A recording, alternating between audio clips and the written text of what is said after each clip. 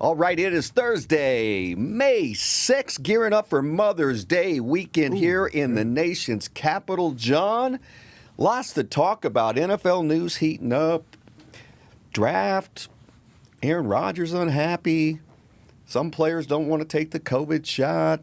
All kinds of good stuff to get into. Here's Riggo. All right, thank you, Todd. Yeah, we do have a lot of things. I am undergoing treatment for my neck and my lower back. I think I've mentioned this on the air. Were you injured from the Rolfing?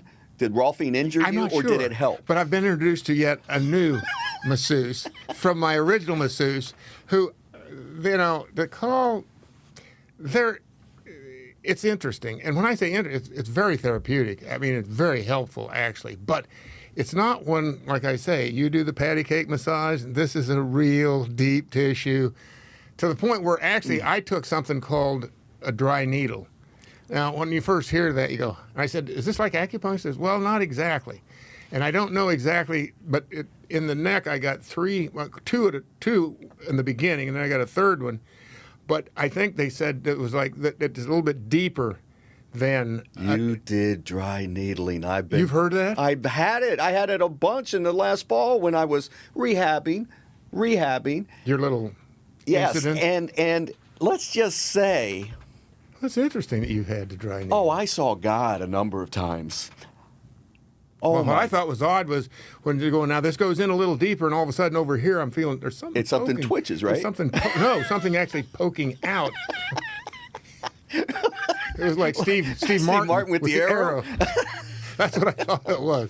No, but I got to tell you, it's amazing when you think about it. Literally, it's almost as if you're chipping ice off of your car or something, because over time, I'm over 70 years old.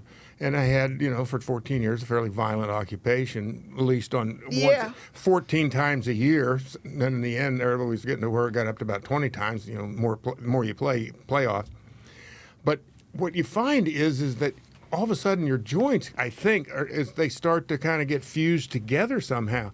And this lady had my arm, I mean, it was bad when I don't think it'll go, and all of a sudden it's going, and I'm just like, they I was unlock stunned. those muscles. Exactly, muscles, and I'm sure lesions and stuff that form in the body, but I'm feeling much better. But like I said, did it hurt? The secret, I mean, there's pain involved, there's no doubt about it, but I found when I did the Rolfing years ago, it's all in your mind. You've got to force yourself to relax and let them do what they got to do, because I noticed, because invariably you'll be tensed up and you think you're relaxed and you're not. Nah. But then when you find that and you let it go, it opens the joint up even more. So yeah, I'm feeling pretty good. I had good success with it too, because as was explained to me, they said your muscles. They said now envision that you have a bunch of knots, like on a rope, and then they go in with the needle, and when they find the knot in the rope, it'll activate and start twitching, and you're unknotting it. That's exactly what I think they do, because they will feel, and they go, yeah, here it is, right here, and they can feel, and then boom, and then you feel the twitch. Yeah, they harpoon it, and after the initial shock. Yeah, it gives you a little. And the deeper they go, it's like you feel like a little electrical shock. Is what you feel. 100%. And that's probably what it is. They're shorting out something in there, because basically that's what the nervous system is. It's an electrical system, right? Neurons and all that stuff. Yeah. It is anyway. Well, I didn't want to get too far afield on that. Where do you want to start, sir? Well, here as we TJRS Draft Central all last week, Todd, in our preparation and our post. I'm getting somnambulic. Or whatever that word is. You're going to put me to sleep. Yeah, it's funny, but I didn't really, and I don't know. It's just, to me, I say this every year. Honestly, I could care less about the draft, because nobody knows anything. And you won't know till these teams get together and they start playing games, and then you get to see what you've got. I get a kick out of every year, the Mel Kipers and all this. And I guess there was a famous dust-up between Mel Kiper and Indianapolis Colts GM years ago. Oh, yeah, legendary. Yeah, I mean, it's something where they still play to this day. Yes. And there's truth in all of this, and that includes the GMs as well. I mean, it really does get down to almost like, what do they call that, when the Final Four, where you pick, you get a, where you pick all your teams for the Final Four. You start up the brackets. Yeah, the brackets. You get that's kind of what this all is. Who knows? I mean, total crapshoot. sometimes sometimes there are some people, but then at the end, remember Tony Mandrich, the offensive tackle? I mean, he looked like, oh my God, this guy's a monster. How could he miss? Cover of Sports Illustrated. And then you got going to revolutionize the game. And then you got Julius Peppers, who's the same deal. I mean, my God, what an athlete. And one's good for it, one wasn't good for it. Go figure. And then they talk about guys, and they always talk about the guys that, the little engine that could. You've always got some guy that ain't supposed to, he gets drafted. Tom Brady gets drafted in the 6th round, and now the most decorated football player in NFL history. Somebody missed on that one. I mean, you look at it and go, how did that guy get? Why wasn't that guy the number 1 pick overall? And he didn't go. He didn't go to the University of Kansas. No. I mean, he went to the University of Michigan. Yeah, so I mean, it's right. like wasn't exactly like he was hidden underneath a bushel basket or anything. No. Well, and that's just it. And that's the reason why, to temper everybody with it, I mean, the silliness of it. Just go back for any team, not just picking on Washington, but Washington in particular. Mm-hmm. Pick a draft from the last 5 years, 4 years, 3 years, and all the platitudes after these guys were drafted and what they actually, how they've ended up and where are they today. And you will be stunned at the volume of them that are not even on this team. Mm-hmm. How many aren't even playing? And then a third of them, the complete bust. They got nothing. Darius Geis, Josh Doctson. Was he 2nd round? He was 2nd round, I believe. Yeah. He wasn't first. Josh Doctson, we can go on and on. Yeah. And so, I'm reading tweets out today, and, oh, boy, the team's going to love this offensive lineman. What a great motor he has. They're going to be impressed or whatever. I mean, this is nonsense. It's David Copperfield stuff. It's a magic act or whatever. You don't know until they line it. And the NFL is you're the guy. Little different league, right? Jumping from college to the pros and what the difference in the game and the speed that's involved. So nobody knows. It doesn't matter. You're number one, or number I will say, 7th. though, I just saw this new kid, Davis, that they got. Jamin? Is that Jamin. Jamin. He's drafted at linebacker. I mean, I think you and I discussed this a little bit. I mean, if this isn't, and interesting enough, the name is the same. Thomas Davis. Yes. That I think that Coach Rivera inherited when he took over down in Carolina, but a similar player, similar size. Really, on the one side, you'd look, he's a little light for a linebacker, a little bit too big for a safety. He's kind of that in-between guy. Sure. But I just saw a little bit. It looks like the guy's a heck of an athlete. I mean, and obviously, I'm always a guy that gives me, I'm always a guy that goes for horsepower. Now, there's a lot of people out there that want to go for a guy that's, like Desire and all, which to me, that counts for a lot, don't get me wrong, but I'd rather roll the dice on a guy that's got horsepower that maybe, his mind ain't quite right. I can work with that. But if you ain't got any horsepower, I'm going, ain't nothing I can do with you, right, son. you could try all day long. Exactly. But that's going Can't light a fire. That worked back in college, but up here, exactly. Little different. That's my feeling on it. Anyway. Yeah, I mean, it'll be interesting because, you know what, he reminds me of Sean Taylor. Yeah, it's funny. He's a little bit bigger. Well, maybe not. Sean Taylor was about he like 230 pounds. Yeah, he was about that and could run. I mean, that was Sean's game was speed and hit like a freight train. So it'll be interesting to see. And we had George Wallace on. Didn't mean to cut you off, but George felt like linebacker, and sure enough, that's what they went with. And it makes perfect sense. And I get it. I mean, I can see where Rivera's going, you think anyway.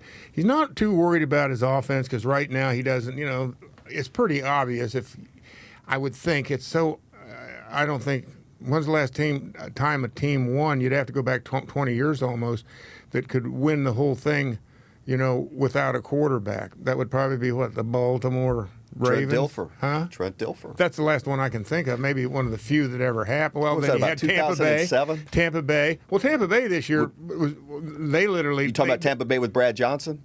Yeah, exactly. I mean, that was another example, I think, of a quarterback that, journeyman type quarterback, but they got the job done. But clearly, I like the theory here that you're going to load up on defense and keep points off the board, and George Allen's the same theory that he employed. It's not particularly popular with the fans because they want to see points. And the league, the same thing with the league. They want to see points scored. That's why you see so many rule changes. But but still effective. And if the other team can't score, you always have a chance to get into the game because somebody can screw up, somebody makes a play.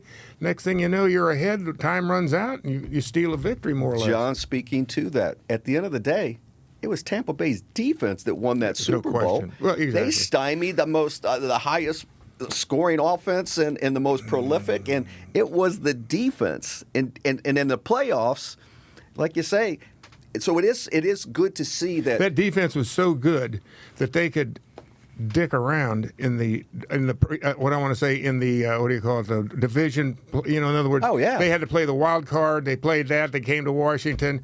I mean, the fact that you had a quarterback here that 3 weeks before this was studying for a test, and he's scaring this team, right. With keeping Washington in the game.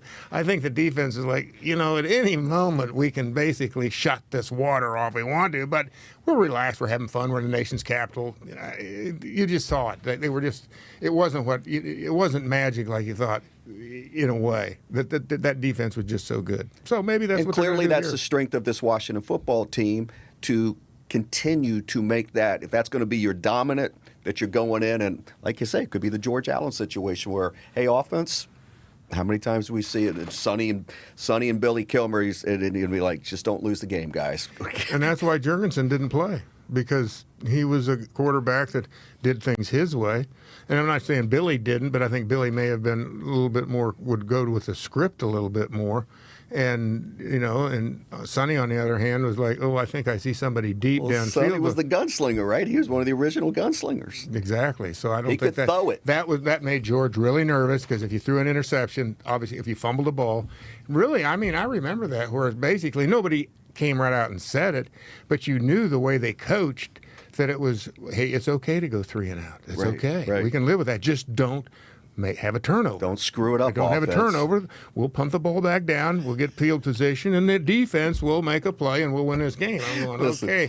Why did I sign here again? Oh, that's right. They paid me what I asked. Dyer and Talbert, you guys get out there. Let's go. I almost forgot why I'm here. Thus, John the blocking back. Yeah, well, I'm telling you, I was the highest paid guard in the league once upon a time. But I was set 3, 4, 5 yards deep in the backfield. Well, we're not going to get into it today, but one of these shows, I'm going to have you just let the cat out of the bag with your if you were a coach and a stunning approach that you would take. You have some revolutionary thoughts on. I'm talking about defense. Yes, but save it. That's an evergreen theory, and I still think it's every year that goes by. I'm going, somebody's got to have the guts to give this a shot. Right. Eventually, everybody had to go West Coast offense, right, and spread out on offense, and everybody's like, well, what the hell? How about the forward pass back in the day? What the hell is this? Will never last. Yeah. So see, it only takes a revolutionary like yourself to. And somebody with enough to go ahead and put it on the line, say, I'm going to give this a try. The perfect guy to have done that would have been the late Marty Schottenheimer. Yeah. If I could have only got Marty alone for a while. Marty or Buddy Ryan? Or Buddy would have been another one that would have signed on for that. Absolutely, no question about it. In fact, in some ways, that was Buddy's theory, period. It's like, this is what we're doing. We're going to play defense. That's all we're going to play. All right. Well, we got to get into the golden boys, the chosen people, the quarterbacks, okay? So we're going to the Aaron Rodgers and that entire story that's blown up in a week time leading right up to the draft and all throughout the draft of his unhappiness, and he wants out of Green Bay, and apparently or allegedly there were 3 teams that he would consider being traded to. And do you know what those teams are? Do not. Okay. Do not. It was speculated that it was Denver. Right. I do remember hearing Denver, I think New Orleans, and then San Francisco and L.A. prior to had been part of the discussion, but since that time they've taken care of business. Exactly. So that was the speculation, and all this is stemming from the fact that he feels disrespected because in the previous year's draft of 2020, they drafted a quarterback. He wasn't consulted, and how dare they? And I am the man. So it's weird. Who the hell knows? When Matt LaFleur first took over, and they were saying, well, how are they going to get along, because Aaron is this. And that's why Mike McCarthy was shipped out of town. 100%. Wasn't it? Yeah. Yeah, the friction between him and Mr. Rodgers. So nothing happens except you see a lot of. It's dominated. It was as big a story as the draft itself. Yeah, I thought you said that basically. I think I read that or you said it, that Aaron Rodgers stole the draft. And Yeah, what? How did he do that? And there also there were no surprises from the draft. There were no, it pretty much went to form, Yeah. as far as that goes. So now, subsequently, you got everybody weighing in on this, and some made guys. And I want to get your opinion on this because it's interesting. I find this, for all the people that I would respect and want to hear their positions to it, a lot of this also boils down to old school, new school. Egos, egos, egos, but that comes with guys, this guy's Super Bowl champ, I think 3-time MVP of the league. 3 times, that's correct. And so Terry Bradshaw, Terry's went scorched earth and he's not just one, but a number of episodes that got picked up in national shows, local shows. And so we're going to play Terry's comments. This is with Colin Cowherd, The Herd, on Fox Sports. And Terry did not mince his words. He did not hold anything back. So let's check in with Bradshaw. It's a couple minutes, and we're going to get your take. I rarely disagree with you, but I want to say this first, and you react to it. That we live in a time now, Terry, where you can't touch the quarterback. The whole league is built. All the rules now are quarterback. Even Belichick looked lost last year when he lost a quarterback. Don't you have to in 2021, Terry? Don't you have to pamper a little bit the quarterback? The whole league now is built around. You used to be able to have great running backs and an average quarterback, and we go, boy, that's a Super Bowl team. If you don't have a quarterback now, Terry, we just kind of cancel you. We don't even talk. So do you have to baby Aaron a little? No, I don't think so. I disagree with that. I do think that our superstar quarterbacks, our superstars, period, feel a little bit empowered by their fame and certainly by their fortune. And I do believe that while Aaron Rodgers is phenomenal, look, he's an incredible player. But I could sit here and tell you right now, he has probably the worst footwork I've ever seen for a starting quarterback. I mean, I was talking to John Zarnecki this morning, and I said he's an amazingly accurate. He protects the football. He puts up monster numbers, but his footwork is all over the place. And I don't know if that's because he got hit a lot. He's out of position and doesn't trust his lineman. Very seldom steps into a throw. Pretty impressive, actually. Yeah. But I do believe they are a little bit pampered. A lot of coaches would say, you know what? He deserves to be pampered. He's this, he's that. And I say, look, you signed a contract. You've got a couple of years left on that. If you want to be like Tom Brady, play out your contract and then move on. But in this case, you can't force. Aaron Rodgers coddled maybe too much. He has no right to want to get the GM fired. What right does he have? No more right than I have to call Eric Shanks and say, tear my contract up. I had a really good year. And you go, well, you've got 4 years left on it. Yeah, but I had a really good year. And I'm Terry Bradshaw, and I'm a superstar. I don't believe in that. I'm old school. You know that. And I just think these players are just, look, he wants to go to the West Coast. 49ers, they eliminated him from that. He's not going to San Diego, and he's certainly not going to the Rams now. I don't know where he can go because they're going to have a cap hit there in Green Bay that's monstrous. And I'm support Green Bay here. Make him come back. Make him come back to you. Don't go to him. Make him come back to you and answer for it. Or he can retire and move on and do Jeopardy, whatever it is that he wants to do. Well, it's interesting that, Bradshaw's got an interesting opinion there, and he is right. That is old school. That's management's decision. And he's in broadcasting now, so he's kind of far removed from the field, actually. There is no right or wrong answer. It just depends on how you feel about it. I will say this to start with, and based on, and to hitchhike off of what Terry said there as far as fame and fortune goes, clearly he's one of the most heralded players in the NFL, name value, what do you call Q factor. Q brand. rating. He's got a huge 100%. And so and then, of course, he's very well paid.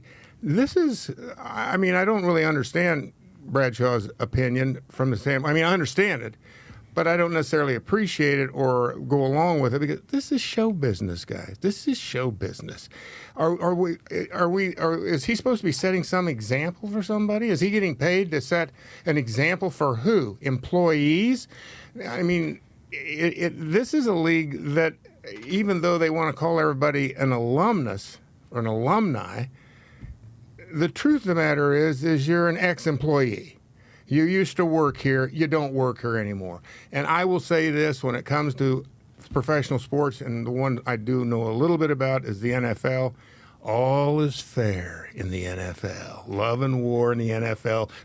It gets back down to the famous prime time himself, Deion Sanders. He once said this. I still to this day I steal his line from time to time. It ain't much fun when the rabbit's got the gun. Obviously referring to Bugs and Elmer Fudd. Yeah. And if it's whatever the market will bear, and it gets down, it's basically showdown at high noon, and who's going to back down? Let's play it out. I've been in this position, so I know a little bit about it. So That's right. I mean, and it can go either way. But clearly, if you want to shame somebody, I mean, they're 100% right. Cowherd was right in the fact that the quarterback is the premier position in the NFL, in all of sports for the most part, particularly, in team sports anyway. And, it is whatever the market will bear, I think, when it comes down to that. And you got to remember this, and I'm sure this is what's kind of interesting. I don't remember Chuck Noll, if he was a defensive coach or an offensive coach. I don't know enough about the Steelers way back in the early 70s. But it really depends, because in a lot of ways, the quarterback is like in between an enlisted guy in the service and somebody who is an officer. Mm-hmm. Usually it's an enlisted guy that works his way up, because otherwise you're an officer, and I forget what that position is called, maybe Sergeant Major in the Marine Corps or something. But you're at the highest possible, so you're kind of in management, but you're really not in management. Mm-hmm. You're kind of in a niche, and I've said this before, between the rank and file mud, blood, and the beer guys, and the guys that are the white, that wear the suits with the white collars. You're in that niche, and I think you also said they usually are the snitch too. It rhymes. And my point being is, if you're dealing with the head coach, who a lot of these, look at the coaches around the league that are the head coaches that are offensive coaches. Now, the defensive coach, it may not be that much, but still, they want to know what's going on there. So the quarterback is constantly dealing with the head coach on a regular basis. There's got to be some influence. No question. Just because of the exposure you have, you're doing things constantly. You become good friends, whatever, or it's a working relationship, and it's no big secret that Aaron Rodgers is a diva. More power to him if you want to be a diva. It's like I said, whatever you can get away. Fans have a reaction to it. You can either go, oh, man, whatever, I don't care, as long as we win football games. And the bottom line is, that is the bottom line. Well, let me ask you this, John. Al Davis, just win, baby. Yeah, 100%. But the weird thing about this and how it surfaced and bubbled up, this isn't about money. This is not about money. But respect. And by the way, I agree. I disagree with Bradshaw. If he wants to get the GM fired, that's his. Hey, if he has that much power, if he has that much power, if you got that, use it. If that's what you want to do, what, you're going to shame somebody if he doesn't feel like this guy? If this guy isn't working in the best direction of the team, in his mind, I mean, he's got his skin in the game. The success becomes his success of the team. So if he feels like, hey, we got a GM here, doesn't know what the hell he's doing, you're getting jacked out of there. More power to you. Well, like I said, there's no rules here as far as I'm concerned. And that's where the oddity of this. They're saying it's not about money. As a matter of fact, Packers, they're willing to renegotiate and tack on some more years to his contract. And he guest hosted Jeopardy, and apparently he legitimately wants to be the permanent guy. He wants to do both things. Now, I know I didn't see it. Well, that's a stretch, but I mean, go ahead if you can pull it off. But it gets back to his Q rating and his brand in this country. What I mean, because that iconic show and replacing an iconic legend. Yeah, absolutely. And I'm sitting there going, yeah, Aaron doesn't strike me as Mr. Personality, and it's not. But you like, never saw any of his. I didn't, but two people I respect going, yeah, it was okay. It wasn't great. Well, but you grow into something like that, maybe, if you've got that knack, Pat Sajak, those kind of people. It's got, Johnny Carson. They all had they could ad lib so well and no question, and be entertaining. No question. But Aaron, John, I'll never forget that NFL draft night of let's say it was 2005. And, it was one of the times I remember he was humiliated on national television and that he was expected to go far higher than I think he ended up going. Like in the top 5 maybe originally? Yeah, top 5, top 10 for sure, top 15. He went all the way to the 24th pick. Mm-hmm. And he's another one of these guys that's felt disrespected throughout the win. Remember, Brett Favre didn't want anything to do with him when he first came with Brett Favre. Right. He was the original guy's like, I'm not paid to coach. Right. So I think that was his line. Right. And nobody knew, so he sat there. And so he kind of learned from the best as far as that goes. So it really gets down to a personality conflict. And GM, you're going to lose 10 out of 10 times, in my opinion. The GM, they didn't in my case. Yeah. Which I want to get more into. On that but one. I think you might have to call your old buddy Mark Murphy, see how he's doing. Mark, you need a hug? How about a beer? Murph could probably use both. I don't know. I'm sure Murph. I don't have any idea. I agree with you, though. He's such a vital part of their. There's a couple ways they can go. I don't know enough about their situation, nor would I pretend that I would even understand it if I did, as far as salary cap stuff and how that's going to impair, the ability of the team to stay, I guess, competitive in the coming years. But ultimately, he appears. But you never know. This is where the real guessing game is. He appears based on the strength of his season last year, although in the big game he came up short, right? I don't remember him having a stellar game, and that had a lot to do with Tampa's defense. But at the same time, that's the game that you're judged by, and he's played in that might have been his 4th or 5th championship game. Mm-hmm. So, is he such a big, and then also it's like your fans, how do they feel? To me, like I said, this is show business. And you got to make the fans happy, right? And the way you make them happy is you win football games, right? Or you keep the right people on the team. Is he the right person? I'm sure that they're asking themselves that question, and I don't have an answer one way or the other. But what I do know, though, is that I don't think for former players or even current players to sit back and chip away. And you've certainly, your opinion, I say it's an opinion and it counts. In other words, that's how you feel. But in the big picture, I think you have to look at this. This is, in a way, this is classic capitalism. You got somebody, and you can talk about, well, he's not honoring his contract. Let me tell you something. If you go in there and you had a bullish enough year, and they look at you as you're that big of a talent, and they don't want to upset you going forward, there's a pretty good chance to go, okay, let's talk. We'll figure something out. We'll just tear this up. They do it all the time nowadays, and I just think that that's something that. And isn't the flip side of that is, oh, wow, that guy's still under contract, and his number goes up to here, but, he dinged his knee last year, whatever else, so, we're going to have to say goodbye. Exactly. Right? Exactly. And this is the whole thing that people don't really, I think for the most part, the NFL has done a great job of disguising this or sweeping it under the carpet. They sign these contracts. Nobody really fully understands. You see a hockey player sign a contract, a basketball player sign a contract, baseball. A baseball player sign a contract. When they say that they signed a contract for, $253 million, guess what, folks? They get every dime of $253 million. In football, not so much. No. They play it up like these people are, and they are. It is fantastic that still the amount of money. I'm not trying to discredit that they're not paid well. They certainly are, but there's a misnomer in the I think from the perception of people that look at this and they go, oh my God, he's getting. They are but that isn't guaranteed. When they say like you sign a $100 million contract of which $40 million is guaranteed. Somehow that gets lost. That number 100 million seems to stick in your mind. Quarterbacks, and you assume that they're going to get the whole thing. And quarterbacks are the closest to guaranteed. That's true. See Alex Smith which he didn't have to play another down of football, and they still owed him, I believe, $73 million because his was guaranteed.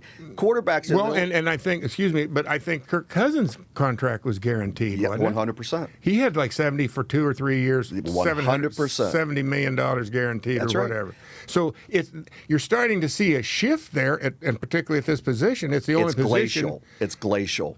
Right, and this is the key position, and that's why it's happening at this position. I don't see it happening at another position. Left tackle is getting closer to that, that but right? still, yeah. But like you it said, goes hand in hand with the guy that 100%. that you're protecting the most. So for the left tackles in every other position outside that, when you see, so and so signed for $100 million, the actual guaranteed value is anywhere from 40 to 60% of that, typically. Yeah, I would say. Read the fine print. Yeah. So, like I said, I think that and there's plenty of players like that. There are divas out there. I was kind of a diva myself. So when you sat out, what was the motivating factor? Well, see, this is like I said. It ain't much fun when the rabbit's got the gun. The fact was, I didn't. That it got down to the coach. The coach had a different set of rules for the quarterback, but he tried to make it sound like I'm treating everybody the same. Well, I will say this: when you treat everybody the same, you treat nobody well. And when that happened in '79, and I thought, well, and the whole idea, based on the fickleness at the time back then of the NFL, and the fact that it was archaic of the standard player's contract. I mean, it was so one-sided. It was and you couldn't change teams. In other words, they had the Rozelle rule. There was no free agency. You were basically committed to whatever team drafted you. If they wanted to keep you, either that or you could rot in hell. That was your choices. So I had a little bit of angst, if you will, and it was kind of like and I felt like I'd played for 9 years, and I'd proven to myself, hey, I'm as good as there was. I'm good enough with that. I don't have anything to prove to myself. Now, the part I was a little lame on was the money, and so I had to come back. But if you look back on it, though, I mean, I've said this before, but it was almost because I didn't think, based on, and of course it was a defensive coach at the time. Jack Pardee, right? Yeah, I believe that's who it was. And so it was like, it wasn't a perfect situation on a lot of levels. I'd played for 9 years. I was kind of like, okay, I've had my fun here. By my leaving, you can make the argument, one could, it never was, but it forced the team to be who they were. They went from 10-6 to 6-10 the next year. Now, was it have anything to do with my not being there, or was it just a coincidence? You have to decide that. But subsequently, Bobby Beathard went out and found this guy that was coaching, offensive coordinator, I guess, with the San Diego Chargers. Under a guy named Don Coryell? Under a guy named Con Coryell, and all of a sudden made a superstar out of him. Now, it's kind of interesting. I come back, and they win a Super Bowl 2 years later. Now, was it... It was that high-flying West Coast offense that almost got that guy fired. But like I said, I kind of rest my case on that. I mean, there is an interesting coincidence there, but certainly he was good for it.